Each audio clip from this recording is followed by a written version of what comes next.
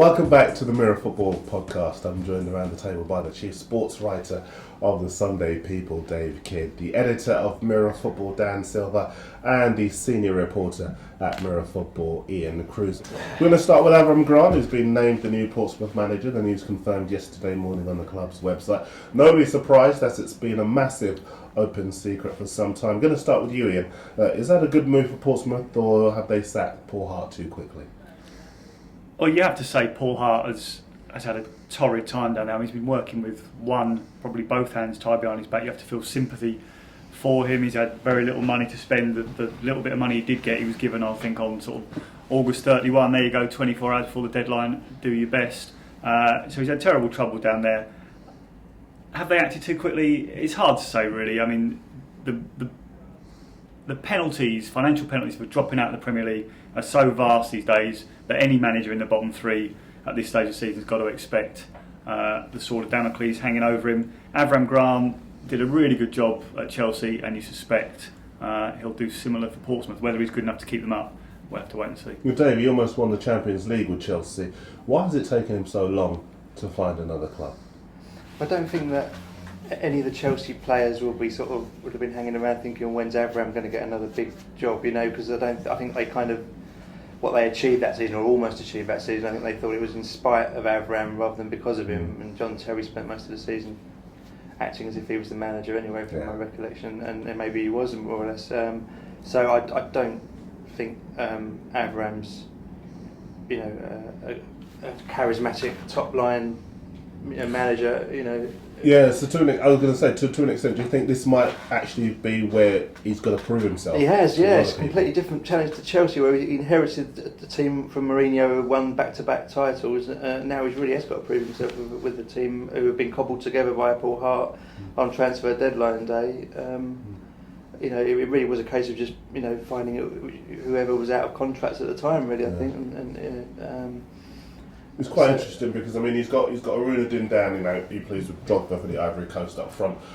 Scored a hat trick the other day. He's really finding his feet. Dan, has he got the players there to get himself out of trouble? I think at the moment, no. I think there's quite a lot of loanees down there, and I think in a relegation battle, you want players that are committed and playing for their future and the club's future. If you know that win or lose, relegation or no relegation, you're not going to be there next season. That's not the kind of player you want battling it out. Also, they sold a lot of good players over the summer and replaced them with not a lot of quality. There's players like Tommy Smith and Hayden Mullins, Talhan Baim. They're just not the kind of players that are good enough for the division. And I think they're going to really struggle, and it would be a very important January for them. They need to keep hold of the talent they've got and try and get in some better replacements. It's quite interesting, isn't it? In a way, because they've almost. The minute they've had some stability at the club, they go and sack Paul Hart, which is quite bizarre. I'm not saying that Paul Hart would have necessarily got them out of trouble. 13 games, 10 defeats, 1 draw, 2 wins. But it does look very much as though they've shot themselves in the foot to a certain extent. Well, Paul Hart's tenure offered a modicum of stability, but they've had no stability down there for 2-3 seasons. The chairman's door is revolving. They've had 3, 4, 5 different foreign owners in the last 18, 24 months, I guess. So there's no chance of stability with that going on behind the scenes. And all the players that Dan referred to, the likes of Glenn Johnson, Peter Crouch, Jermaine Defoe, etc., who did leave in the summer, they're obviously going to want to leave an unstable ship if they're offered a better chance elsewhere, and that's only human nature. Okay, very quickly, Portsmouth to stay up, Dave? No, I don't think so. Ian? No, I don't think so. Dan? No. Sorry. Sorry, Portsmouth fans. They do. Still to come on the Mirrorfootball podcast. Can Arsenal stop the Chelsea juggernaut on Sunday? Did defeat on Wednesday night prove Man United don't have the youngsters coming through that they once did? And who will come out on top when Real Madrid face Barcelona in the Liga on Sunday? But first, Liverpool stumbled to their latest crisis this week when they were put out of the Champions League, courtesy of Fiorentina's win over Liverpool. But the interesting point was made last week by the Merseyside man here at the Mirror, David Maddock. He said that basically Liverpool have never sacked a manager while the season has been underway. They sacked Gerard Houllier at the end of the 2004 season, and before that a chap called Don Welsh was turfed out at the end of the 56 season. So Dave, is it going to be a long, hard, painful season for Liverpool fans? Well, it's going to be a tough season for them now, isn't it? But I certainly don't think they're going to sack Benitez, though, because they gave him a 5-year contract last year, and because of the boardroom split between the two American owners, I just don't think it's feasible at all. But yeah, it's going to be problematic. The Europa League, I think they'd rather have gone out of Europe altogether than be in the Europa League. I think they'd rather finish bottom. Because I just think it's going to give them Thursday, Sunday every week. It's horrible. Slog. We've barely got the squad to cover. Yeah, I mean they may well throw. They'll put out a youth team or an inexperienced team in the first knockout round in the Europa League and bow out. I'd have thought, because it's all about finishing the top 4. So is this a long sort Champions of death by 1,000 cut season as far as they're concerned?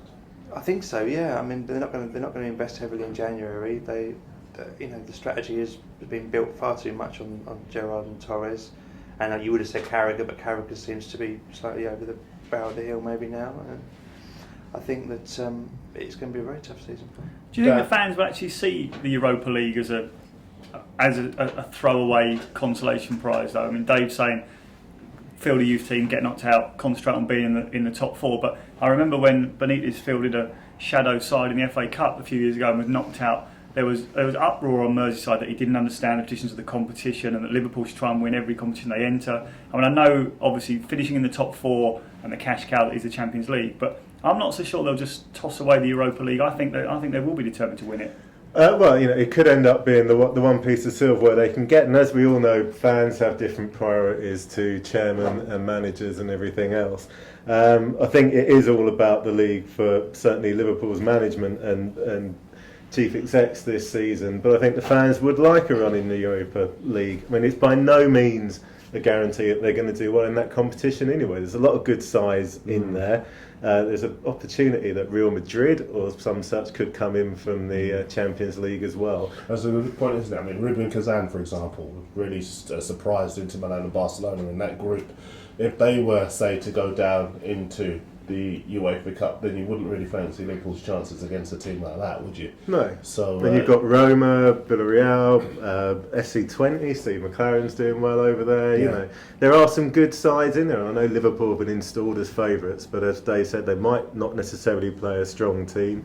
And I don't think it's anywhere near a formality they'll do well in this competition. Benitez has not been sort of, like there was the Burnley game, wasn't it? That's right. The FA Cup game a few years ago. But I don't think Benitez has ever really taken notice of all that furore. I just don't think he's interested in.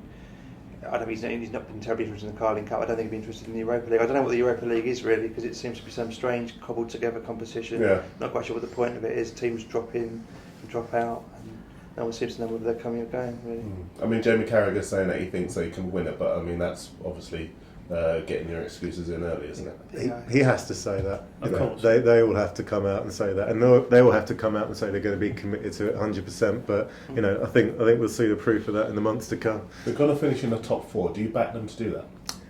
On current form, no, I don't. I think Tottenham and Aston Villa are far stronger candidates. I would have said Man City a couple of weeks ago, but they seem to have fallen off the track a little bit. But no, I don't think it's by any means a guarantee Liverpool will finish top 4. And depending on what happens in January, they might not even finish in the Europa League placings in the league this season.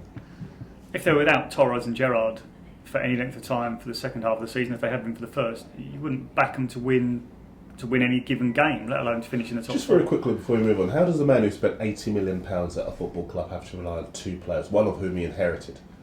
Well, unfortunately, he spent £80 million not overly wisely, it would appear. There are a lot of what you would look at, I guess, second-string Spaniards in that squad that have come from La Liga. Obviously, Benitez knows La Liga inside and out, but the players he's brought over don't seem to have adapted to the Premier League.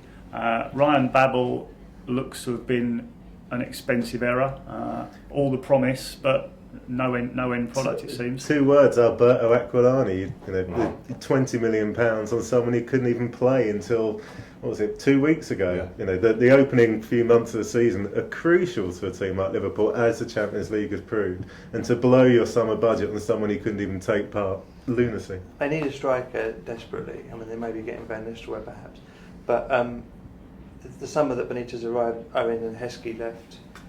He's since let Bellamy, Crouch and Keane go. Any one of those strikers would do a great job for Liverpool right now. I'm going to just press you on Van Nistelrooy very, very quickly. Good signing for them? If Liverpool signed Van Nistelrooy, not bad, yeah. I mean, in a sort of same respect as Man United. Owen, I thought that was a decent signing. It hasn't worked out brilliantly so far, but for a free transfer, proven goal scorer, never a bad thing to have around. So worth a gamble. Keep Torres company on the physio table, wouldn't it? It'd be very good. Cross Merseyside, Everton, things no better for them. They've beaten 3-2 by struggling Hull Wednesday night. Won just 2 of their last 11 games. What's gone wrong for David Moyes here? He's got no money. In a nutshell, they just don't have the budget to compete with the top 4. There's a perception amongst Premier League fans that their team is a big club and they deserve to be challenging for the title in the top 4. Everton fans, I think, probably fall into that category. They've had a couple of good seasons where they've finished 5th, 4th one season, reached the promised land of the Champions League, went out in the qualifiers. You know, they don't have the strength in depth. David Moyes has done a terrific job making a silk purse from a sow's ear, really, there. He's never had the budget, which is not a criticism of Bill Kenwright, who seems a decent guy, but just doesn't have the money to invest in the club to push them forward. I want to take issue with this idea that Everton are somehow paupers of the Premier League. It's something that gets trotted out all the time. David Moyes spent £13 million on Fellaini, spent another 10 million on the Russian whose name I'm not going to try and pronounce. You know, there are many clubs in the Premier League that would love to spend £13 million on a single player and can't. Everton do have finances. You know, they might not have as many as their City rivals or, you know, the other kind of top 8 in the league, but they are not paupers. No, they're not, that's a fair point, but the difference between Everton and some others is there's a perception and an expectation that Everton should be challenging the top 4, 5, 6. Never easy when you've got Liverpool in, you know, you're always in the shadow of Liverpool. It's a bit like Man City and Man United have been for years, obviously. But £13 million on one player, yeah. But in the scheme of things, in the Premier League these days, that's nothing. You know, it's a not insignificant sum of money if you're at least a fan half of Hull or the Wolves. Premier League could not afford to spend that on a single player. Absolutely. They should be doing better, I think, than they are. Agree with that, yeah. Everton, I thought last season they didn't have a striker fit hardly all season, and yet they really overachieved. And this year, Saha is fit and scoring goals, and yet they're in the bottom 6, I think. So I mean, I think maybe from the little I've seen of them, they've been more expansive this year, and it's cost them, certainly against Hull the other night. Do you think the Lescott thing early in the season affected them deeply? I'm not sure if Moyes really handled it terribly well. I don't think Lescott was that big a loss, but he almost seems to. There was sort of like the way he. I mean, obviously he was trying to get the best price for his player as any manager would, but I just thought there was a bit of doom and gloom about the place from August onwards, from when all that Lescott saga sort of seemed to set the tone for their season in quite a negative way. And you think he allowed it to I'm drag not sure on if Lescott's really that good a player. Really. Well, as it's proved since he's been to Manchester, since he's gone to Manchester City, rather, you know, he's not that good a player. I mean, Moyes did a fantastic job to get £24 million for him, an extraordinary effort. But as Dave said, maybe that did destabilise things a little bit in those crucial early weeks of the season. Just very quickly, Dan, confirmation that Everton have had their bid for a new stadium in Kirkby rejected, and Everton are now saying they'd be prepared to ground share with Liverpool. I bet they would, yeah. Well, could you see that happening? You know, never say never in football. I think both sets of fans would be against it. But, you know, we'll have to wait and see. It happens in other countries. You know, the 2 biggest teams in Italy share a ground together.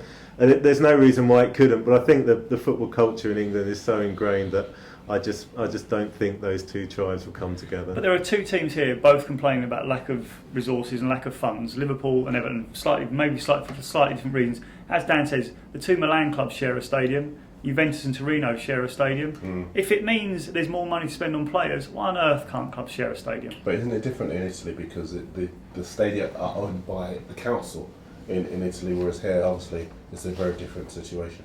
Yeah, but that's not the point that Dan was making. Dan was making the principle that the blue half of Merseyside and the red half of Merseyside won't want to share a common home.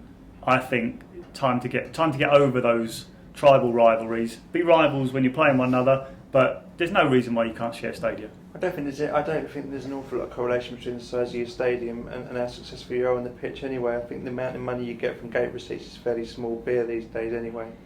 I mean, Arsenal haven't won anything since they've been at the Emirates. Their capacity almost doubled. Newcastle have a massive capacity, but also a massive capacity for messing things up off the field.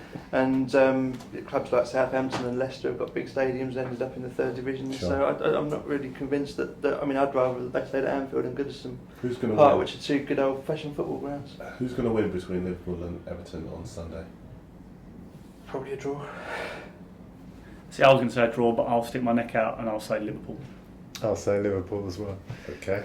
The other big game, of course, on Sunday is Arsenal against Chelsea. Arsene Wenger got problems in defence with Kieran Gibbs injured and Gael Clichy not quite 100% after a back injury. Chelsea, on the other hand, are flying 5 points clear at the top of the Premier League. Dave, how do you see this one going? A couple of weeks ago, I was watching Arsenal win at Wolves. Having also seen them win against Alkmaar, which these are against lesser teams. They were so good. I thought, God, maybe, given that, you know, at that time, I think it was before Chelsea's transfer ban had been temporarily lifted. United obviously don't look the force they were the last few seasons. I thought maybe this could be Arsenal's year, but then they go and lose at Sunderland. You know, time and time again it happens. And just the fact that the transfer ban's been lifted now, Chelsea, that's the one thing you thought January, you know, African nations, etc., etc. I just can't see anything other than Chelsea walking the league, and I don't think they're going to lose at Arsenal. They probably even sneak a win. They've got the defence, haven't they, really, to pull off the win at the Emirates, haven't they, Dan? Yeah, I can't really see too far beyond Chelsea for the title this season. I mean, I know it is November and there's a lot of football to be played, but I mean, it was interesting watching them destroy Wolves last week with you know, a virtually second string side. I mean, people wonder why Phil Gartside's proposal for a two-tier Premier League system isn't taken up. We've already got one. Yes. You know, there's the 5 at the top, or the 6 at the top, and the rest of the league.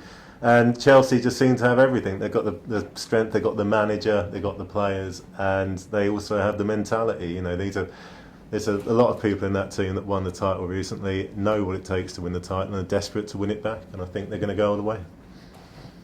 Kind of hard to argue against that. You know, I think Dan has probably articulated what we're all sitting here around this table thinking. I mean, going back to Sunday or looking ahead to Sunday, I mean, as a neutral, I would love to see Arsenal win this game. Not only because it would peg Chelsea back a little bit and make the title race a little more interesting, at least for a few weeks, but you know, as a pure football fan, everybody must love watching Arsenal, and it would be great to see them sort of not buck the trend, but prove that these young kids and this beautiful flowing football can actually stop what it looks like an unstoppable juggernaut. And also, wouldn't it be good for the league for Arsenal to win on Sunday? I mean, absolutely, yeah. I really hope Arsenal do win, and I love watching them as well. Ian's right. I mean, I think Arshavin has been magnificent.